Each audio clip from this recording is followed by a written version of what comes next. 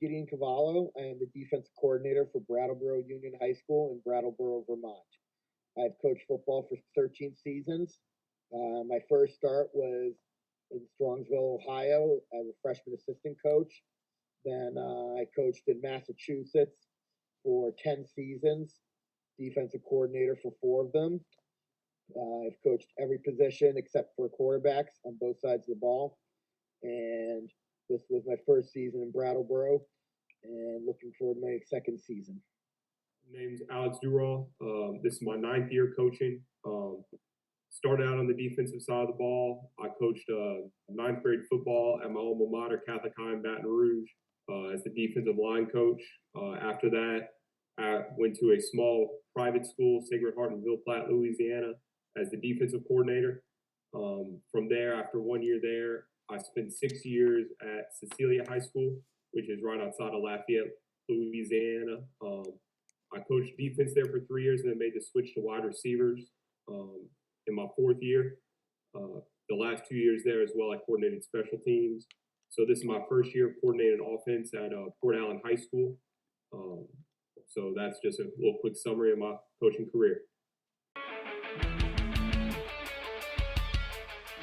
Essentially what we're going to open up with, first play of the game, I'm trying to script to get as many looks as possible, seeing how you're going to react to a certain route combination and run play.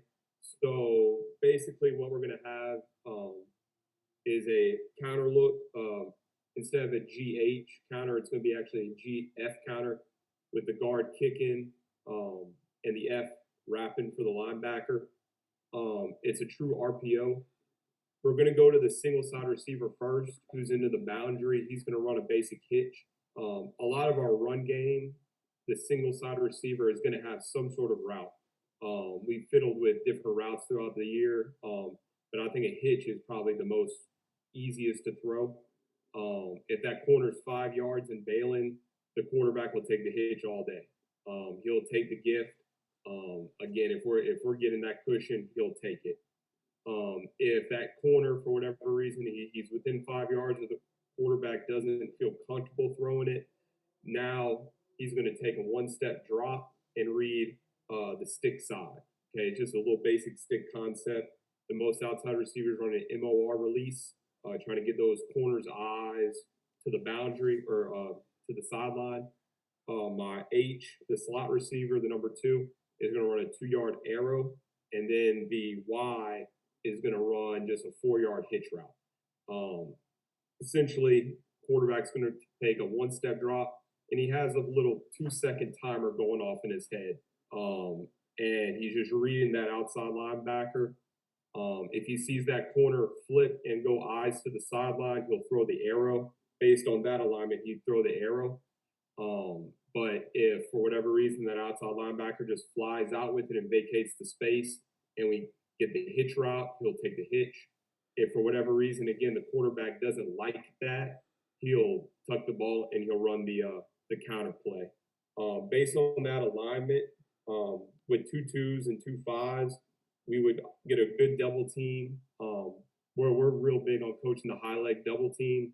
That's become popular over the last couple of years. So we try to get a knockover on that 2 tech to the backside backer. Center's obviously going to block back in the 2 tech, backside tackles, cutting off the beat, and then guards kicking, F's wrapping, and quarterback's trying to hit it right behind that F. Trying to get north-south to bounce outside. And that's essentially what we'd open the game with right there. Based on the trips formation, we start with a read coverage to 1 and 2 over here and play what a lot of you guys know as poacher spin over number 3. So the ace would wall off number 3 to the backers if he was under, would take him to the flat and carry if he went to the flat, or if he goes vertical and outside, or vertical and inside, vertical and inside, we're going to take him to the jack is going to poach him. We're going to lock the backside receiver. In this particular play, the jack would see no number 3 vertical, so he'd try to look to quarterback's eyes and see where he's going with the football. And if he runs, he would be the extra hat in the run stretch. For the run play for up front here, I have the nose and the tackle slanted to under. So they show 2-2s, but usually we're going to slant one way or another to kind of allow us to play between over and under and give a look at the skies where we're using the 2-2s. In the case of the end over here, he's your strong side end, fitting outside ski gap.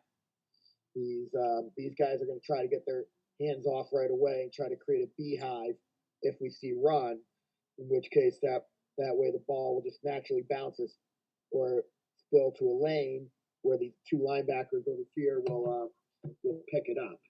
In the case of the will here, as you can see a dotted line and an arrow. So what's happening with the will is if you got a true pass route, so his tackle actually backed up and got in a pass set, he would bail and help in a slant window. But in this case, the tackle showing run where he gap in, where he's going to block back in the B gap, the Mike's going to end up blitzing B gap, and the tackle will block down in the Mike, and then the will try to fit out. Will try to fit outside here where he would end up taking on a pull. So then with the will taking on the pull, the Jack and Sam, and if the Mike can redirect in time, will try to react to where the run is going. So I'm guessing either, as you said, you either throw the arrow, take your T versus my ace, or you're going to just go with the quarterback run because because hopefully my free safety gets over top, and my corner should definitely be able to play the out of number 2 there. So we're like our chances either way.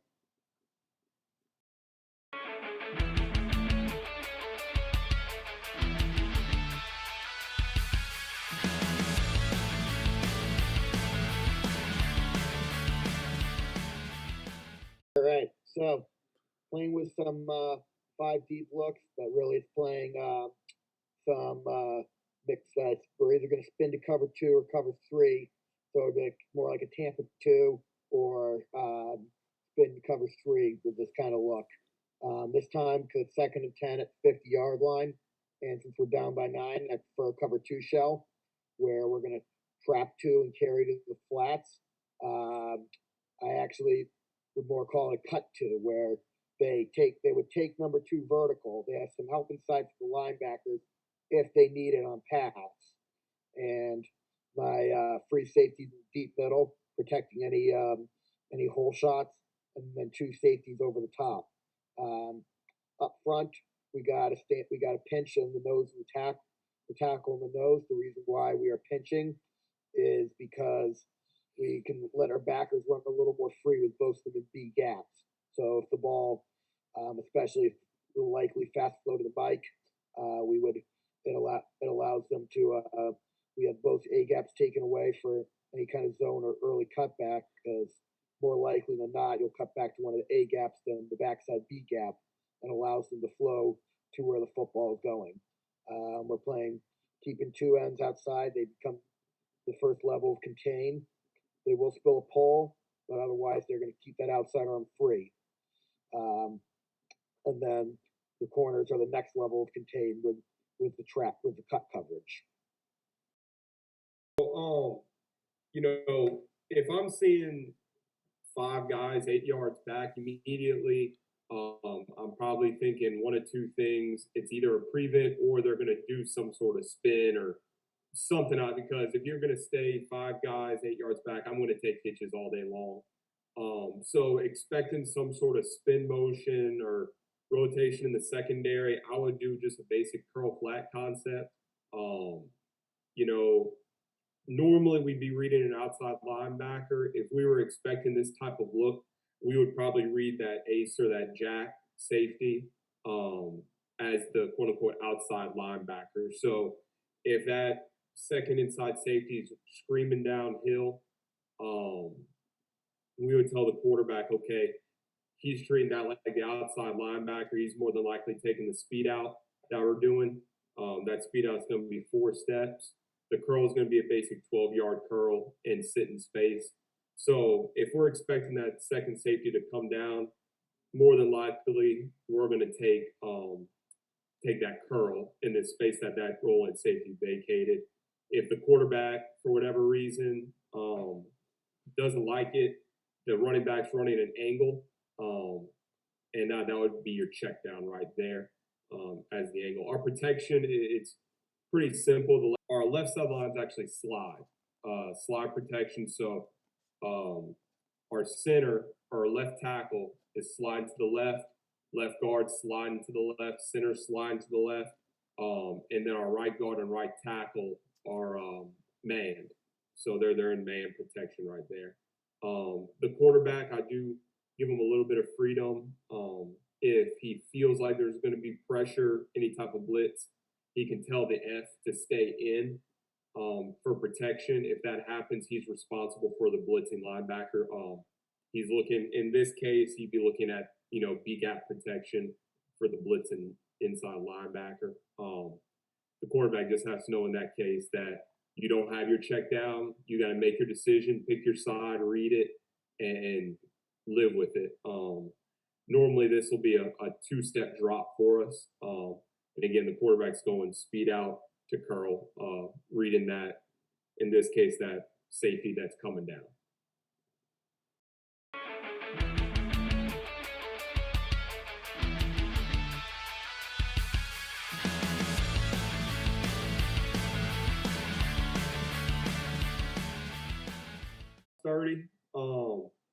Again, I guess the point differential don't really make a big difference for me. I'm going to assume that we have an average high school kicker who probably can't kick from the 30, kick a 47-yard field goal. So I'm going to assume that this is 4-down territory. So for me, I'm just, trying to be, again, pretty creative here. This play, it's going to be a pre-snap motion from our F. Our quarterback's going to send him out. And what this motion is going to do is we're reading the first inside linebacker. So whatever backer's lined up over that play side 2-tech, we're reading him. If he stays in the box, we're going to throw it out to the F. And essentially RY, he's working flat down the line of scrimmage. He's looking for the first threat, whether that's that outside linebacker coming down or a safety rolling down. He's picking up first threat. My thing is, if we're sending him out pre-snap motion, I mean, we're snapping it relatively quickly after that. So that ball should be out relatively quickly as well. And then we're running quarterback power behind it. Again, we're going to get the highlight double team on the 2-tech to the backside linebacker, center's blocking back. The H is kicking the in, guard wrapping for the play side linebacker. And then backside tackle cutting off. Again, quarterback's going to send them, catch the snap, and just read the play side linebacker. If that linebacker flies out with the motion, we're going to run power with the quarterback. And if he stays in the box, we'll swing it out to the running back in the flats.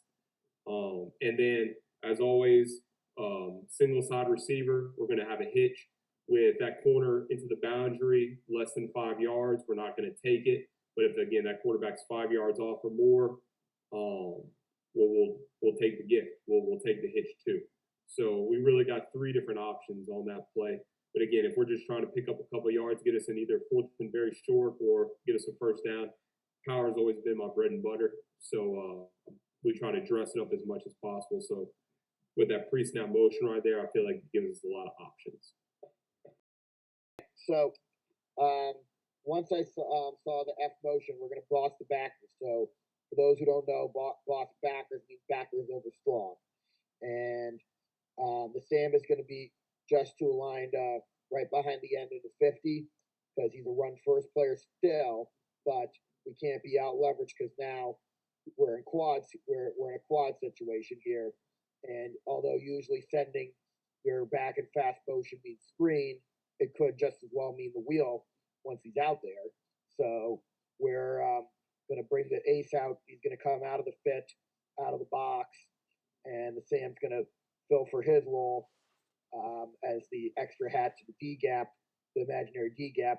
The Mike's going to take the Sam's role of the strong A, and we're going to sling the fits to put the jack in the fit of the B gap. If the jack got a true pass read, he would end up he would spin back to play number 3 coming across the field, but which would likely be Y, because Y would probably become the new number 3. Like when defending the QB power and defending the stick concept, we'd still use the read coverage with the corner and free. The tackle and those are going to slant strong. The ends and Will are going to be C-gap players, fitting outside again, trying to get hands off now, create the beehive, create havoc. The end would end up spilling the kick out from the H to the Sam and to the ace, with everyone coming, and then we're going to lock the backside. So that way the corner is going to sit at 3 yards, wait to see if number 1 makes a break, take away anything coming to the inside, squeezing any play to the outside to the sideline.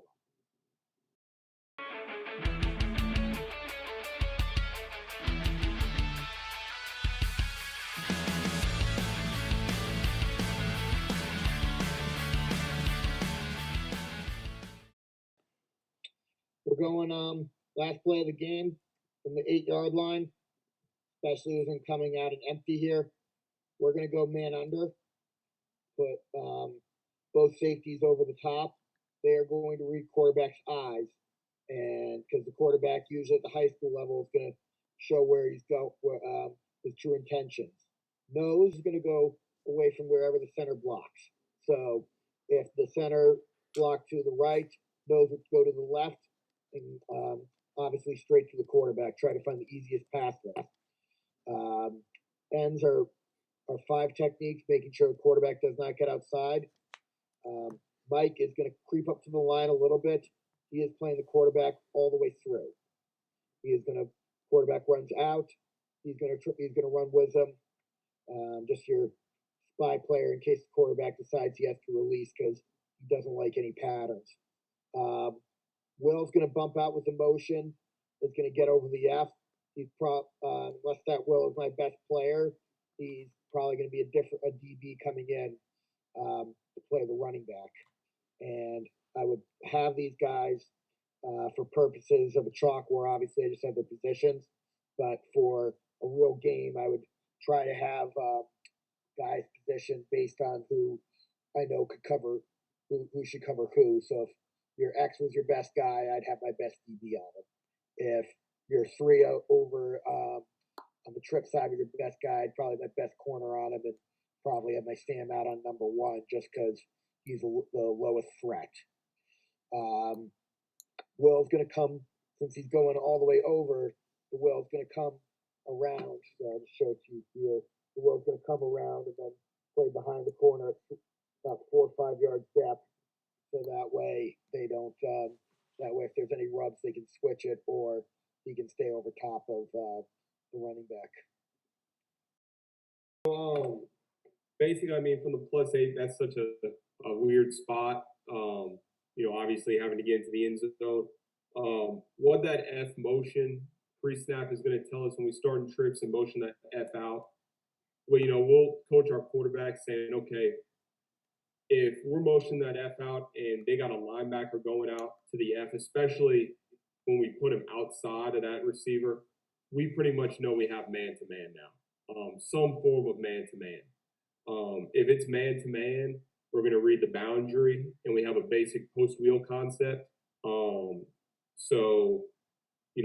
Looking at the safety, if we have that post running right at the safety, we're just going to try to throw the wheel to the back corner of the end zone.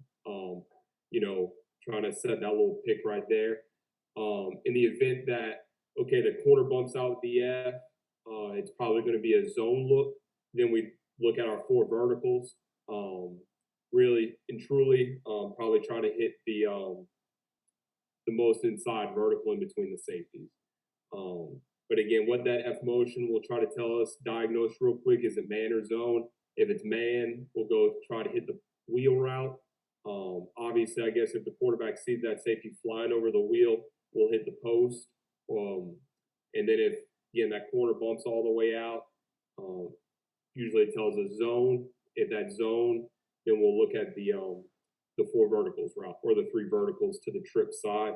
Our protection in empty is big on big. So the nose in this case wouldn't slide one direction or another. He'd take a basic pass set, 2 steps, and engage the nose. So he wouldn't really give him an option to I guess choose where he wants to go. If the mic doesn't blitz, then essentially we'll get the fives, and then guards are helping wherever they need to. Whether that if the nose is getting penetration, they'll help with the nose. If they feel like the end's getting too much penetration, they'll help with the end. And then eyes on Mike in case he wants to blitz. But again, yeah, that would be what we do. If we diagnose man, we go to the post wheel side. If we diagnose zone, we go to the 4 vertical side.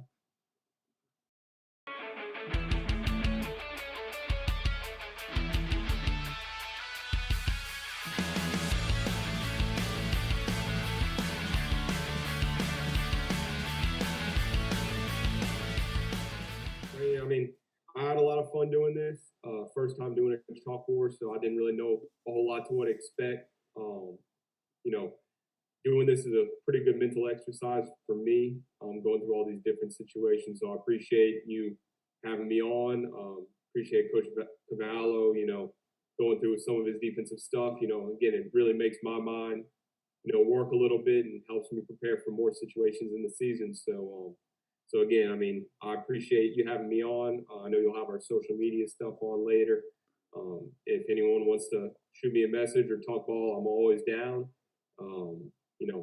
Love coaching the sport, love meeting other coaches in this and interacting with them. So again, appreciate you having me on, Coach. It was a good time. Coach, thank you for having me on. I had a really good time practicing going against Coach Durand, seeing what some offenses may throw at me as well. This is the greatest profession in the world because it's so many guys playing such a competitive, aggressive, coaching a competitive, aggressive game, but at the same time, it's a great brotherhood of men that always want to share ideas and even want to share film together, even if we know we're going to be playing each other during the season. My Twitter is Coach Gideon Cavallo. I'm always tweeting about football, always looking to talk about football. I've started hosting some private chalk tours just so I can get better with my new defense. And my Instagram is Coach G Cavallo, so I can be reached at either of those. Love talking coaching ball at all times.